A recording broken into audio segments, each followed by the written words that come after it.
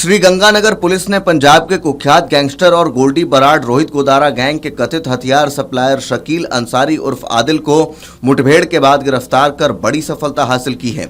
Police के अनुसार शकील अंसारी वही आरोपी है जिसका नाम सिद्धू मूसेवाला हत्याकांड में इस्तेमाल किए गए विदेशी हथियारों की सप्लाई से भी जुड़ा रहा है।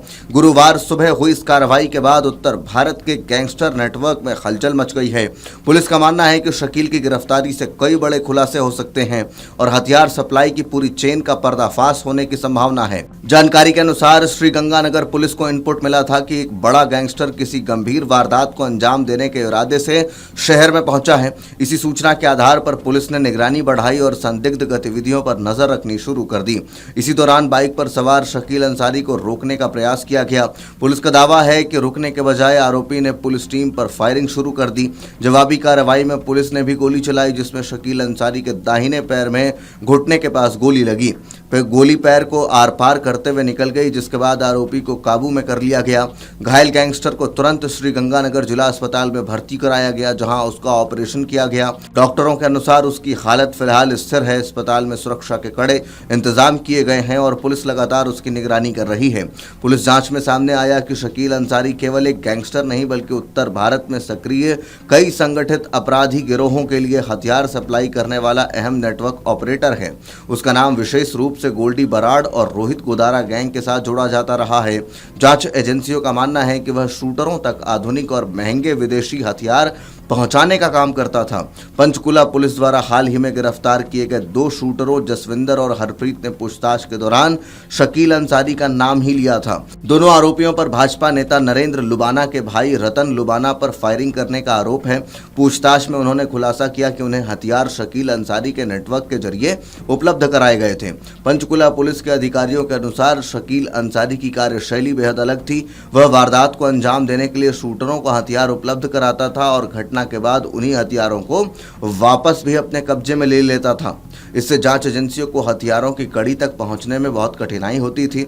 जांच में यह भी सामने आया कि जिन हथियारों की सप्लाई शकील करता था उनमें तुर्की मेड जिंगाना पिस्टल जैसी आधुनिक पिस्टलें शामिल थीं। पुलिस अधिकारियों का कहना है कि इसी श्रेणी के हथियार कई हाई प्रोफाइल अपराध में इस्तेमाल किए जा चुके हैं।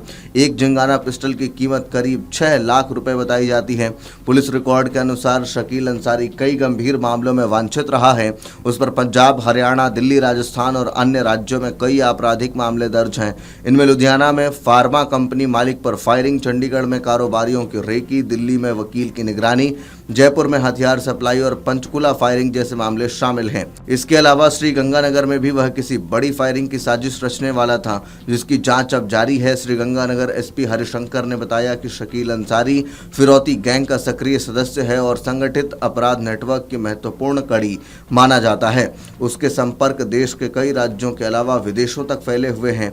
पुलिस को शक है कि उसके जरिए कई गैंगों तक हथियार और अन्य संसाधन पहुंचाए जाते थे।